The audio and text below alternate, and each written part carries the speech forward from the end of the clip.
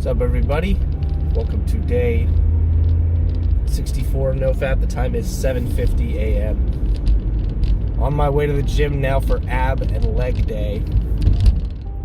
And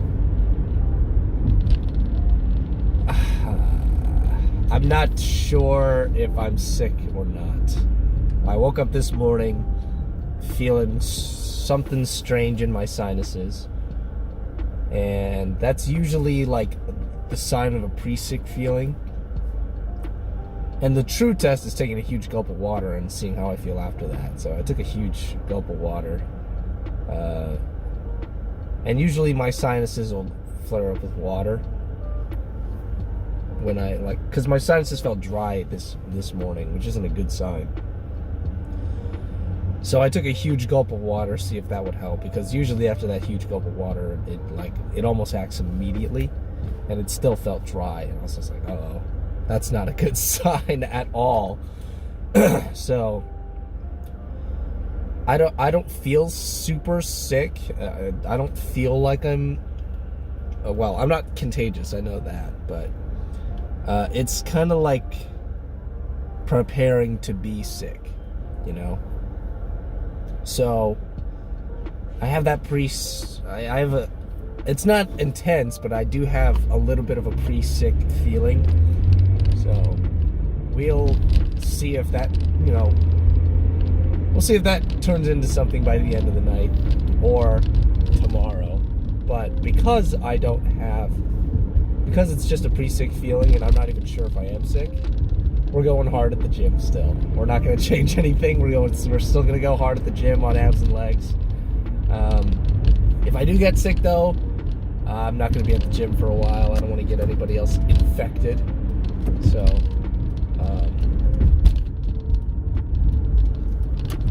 I think, yeah, that's going to be the play right now. It's just like, well, now, since I'm feeling all right, since I'm not dying, then why change anything, Just go hard until it's confirmed. I'm not going to let some pre-sick, it could be just allergies too. Who knows? But we'll find out in time. For now, I'm not going to change anything I'm doing. I'm going to keep going to the gym. I'm going to keep working hard all day. So, yeah. Gonna be another regular work day, and I'm trying to find places where I can push harder, push myself harder, both physically, mentally at the gym, mentally at home when I'm working.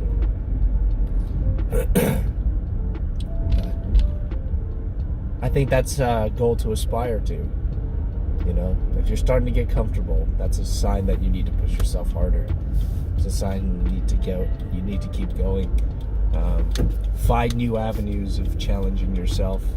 It's the only way to constantly improve, is to go through pain, I don't really celebrate too much when I hit a new PR, when I hit a new when I'm able to conquer something.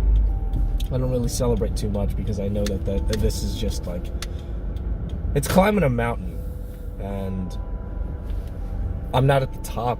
I don't think I'll ever get to the top. I don't think there is a top.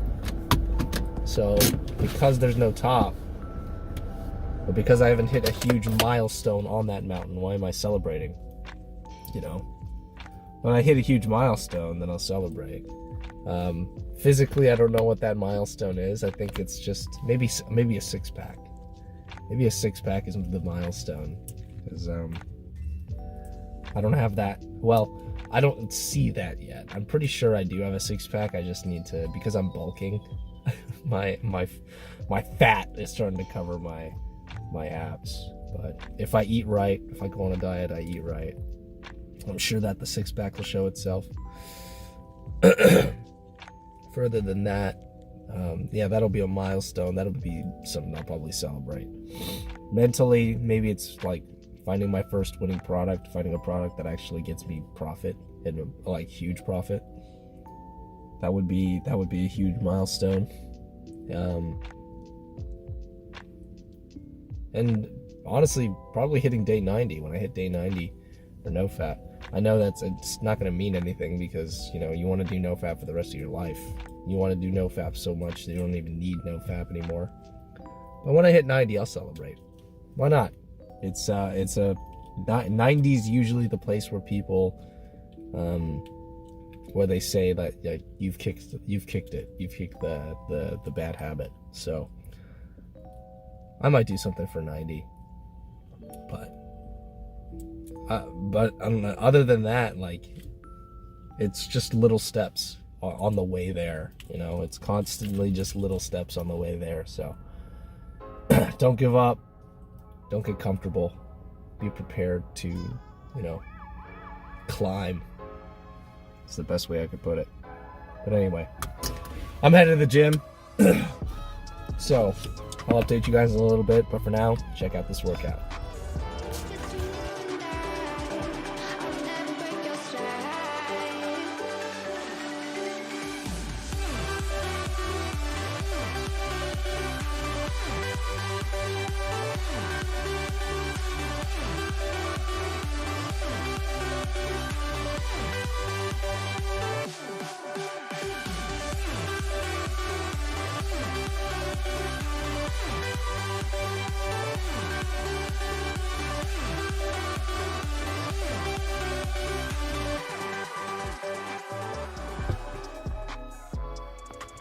What's up, everybody? We're back. It is 10:26 p.m.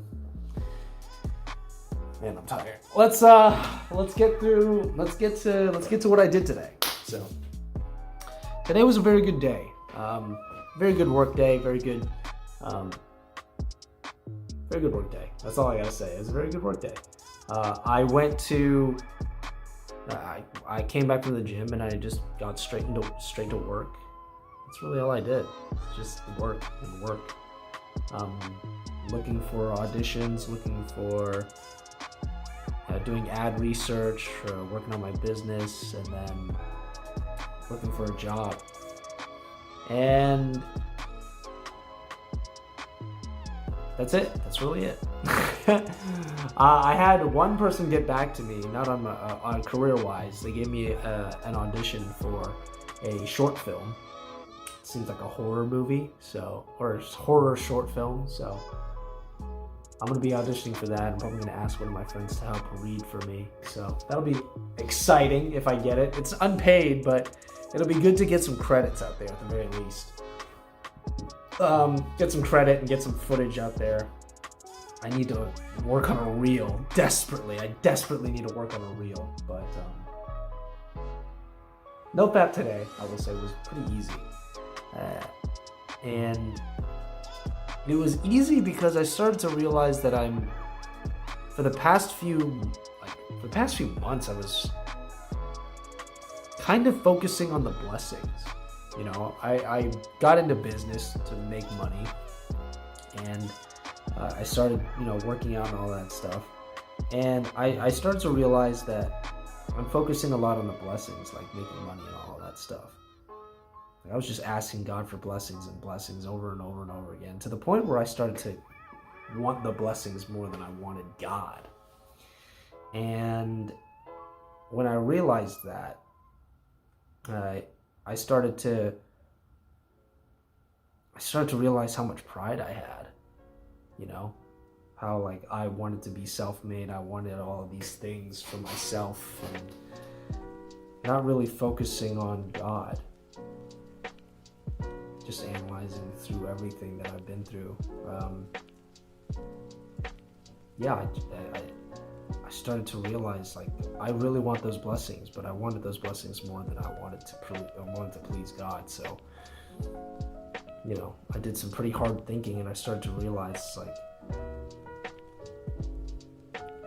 I can't force this, you know? I can't force blessings. The blessings come. The blessings come when God deems it time for them to come. And I realized that if I keep idolizing these blessings, then I'm not going to use them for the right reasons. So I spent a lot of time on business because I wanted to make money on it. And now I'm starting to be a little bit more balanced between my business and my career and looking for a job. And I think it's healthier. Of course, I want to go all in on my business, and because I want it to be my main source of income. I want to make a lot of money. I want to be rich. But, you know, when I started to want to be rich more than I wanted to be closer to God, that's when it became a problem. So, you know, carefully, like, I think when you look at yourself, it's a hard thing to discover. You really have to do some serious self-reflection to realize that, you know, there's something in your life that you idolize, something in your life that you really want more than God, and that can ruin you. It can seriously ruin you. So watch out, you know, watch out what you idolize, whatever you put above God. And the thing I can tell you is just think about what you put your time into, what you value more. Because for me, I value time. Time is very important to me. I've been through a lot of things that made me realize that time is the most valuable asset that I have. And I also realized more recently that I've been spending a lot of time into this business more than I've been spending my time in the Bible, more than I've been spending my time with God, more than I spend my time thinking about godly things. And so I realized that if I truly want to be if I really want to be closer to God, then I need to get rid of my idols. I need to get rid of the things that I hold higher than God. And so I'm not completely abandoning business, because I'm on this path for a reason. However, I am going to be spending a little bit less time on business, just to give myself a little bit of space and spending more time with the Lord and thinking about godly things. So that was a good thing about today that I, you know, started to discover and started to uncover about myself. So yeah, that was good. But that helped with NoFap a lot. You know, when I stopped stressing out about my business, when I stopped doing that and I started thinking about more godly things, NoFap became extremely easy for me. So focus on things above. Seriously, you know, those are the things that truly matter. Focus on things above. So that's my advice for today. Let's get to your comments. Mike, where you live has been long obvious to a sharp geographer, but I'll keep it to myself. Yeah, you're probably right. I know one guy on YouTube is so concerned about privacy that he blacks out his license plate in videos, but his full name has been visible on a piece of paper, and his street address is visible on a garbage collection can in his carport gym. Oh man, that's funny. I don't really care too much about my privacy. The only reason why I care about like that kind of privacy is because of my career, you know. If I ever do get blessed with a successful career, because my career is in the arts and entertainment field, inevitably it is going to be inevitably my name is going to be more of a household name. You know, if I find great success in the career in my field, I'm going to be famous. So it's a blessing and a curse. I hate fame. I've seen what fame does to people. Just like money, fame is an enhancer. You know, people think money is evil. Money is extremely amoral. And I believe fame is also amoral. They enhance the person you already are deep inside. Money enhances everything about who you are deep inside. Same thing with fame. Fame enhances everything you are deep inside. The only thing with fame is you have people wanting to influence you so that they can use your fame to get money. But yeah, they just enhance who you are deep in the inside, you know? The people that are successful and the people that are well-liked, that are famous, are people that were great people before they were famous. And the people that, you know, are super rich and they're super nice, well, they were super nice before they were super rich. And because they're now rich, and they can know how to stay rich, because you could be rich and then have that gone in an instant. Because they know how to stay rich, their niceness is enhanced. And it goes the other way around. It's the opposite side of the coin. The people that are like huge jerks, and then they get rich, they become way bigger jerks. Like money is just an enhancer. It's completely amoral. It just enhances who you are deep on the inside.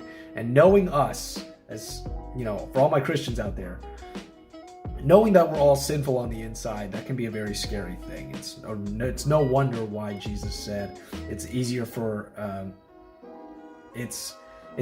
camel to go through the eye of the needle than for a rich man to enter the kingdom of heaven. Because when you enhance the human, when you enhance the sinful side of you, and as human beings, it is hard to be. It's the only reason we can be without sin is with Jesus Christ.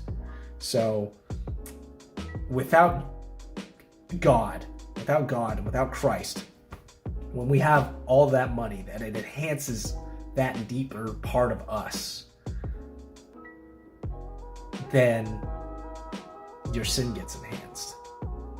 You know, so it's a scary thing. It's very real. It's very scary. So I do want to get rich, but I also don't want to be rich for the sake of being rich. You know, there's other reasons I want to get rich, and there's certainly more reasons that I need to analyze.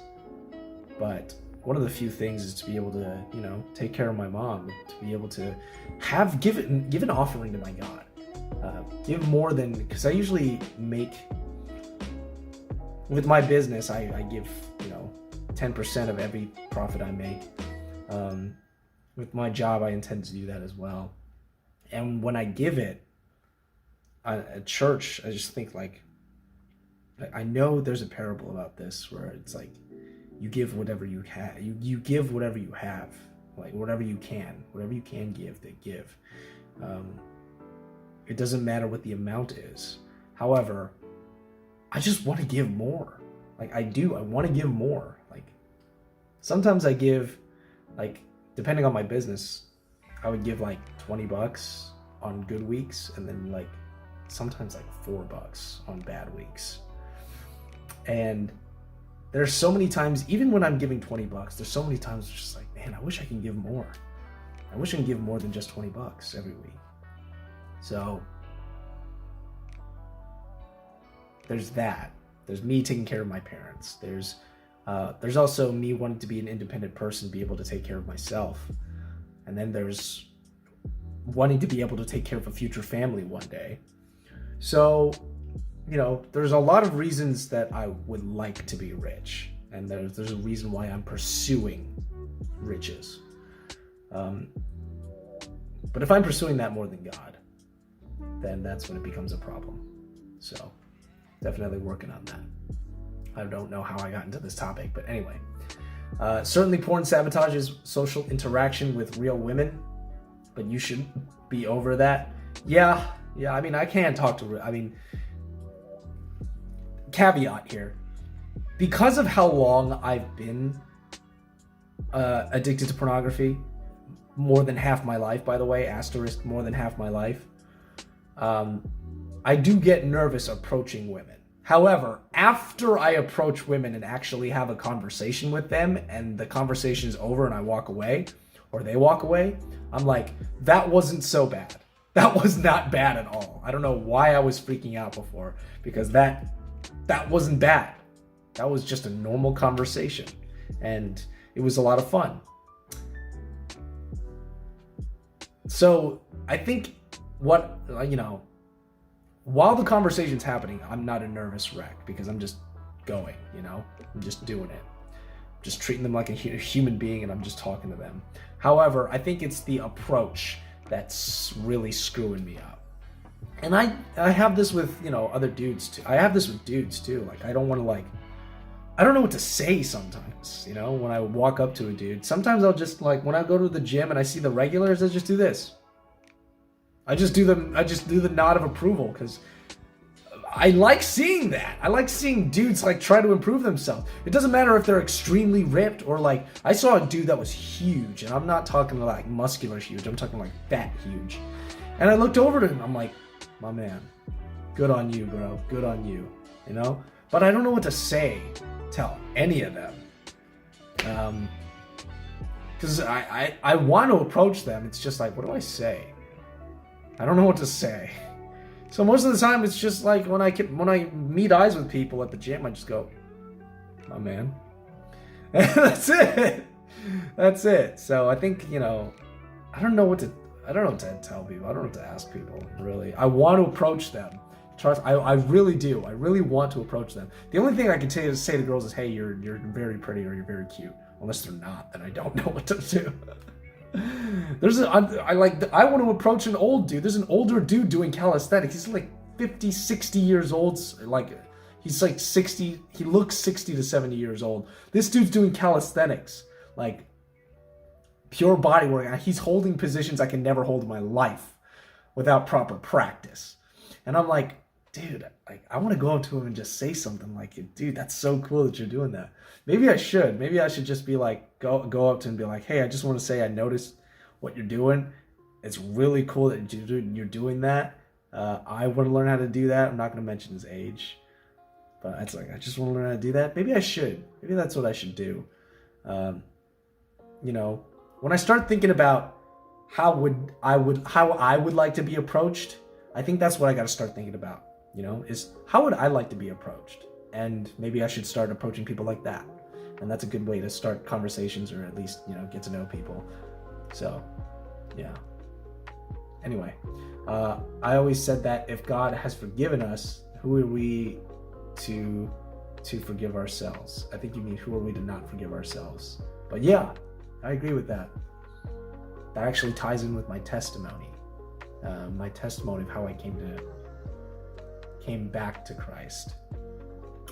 But that's a story for another time. That's a long story. We need a campfire before I tell that story.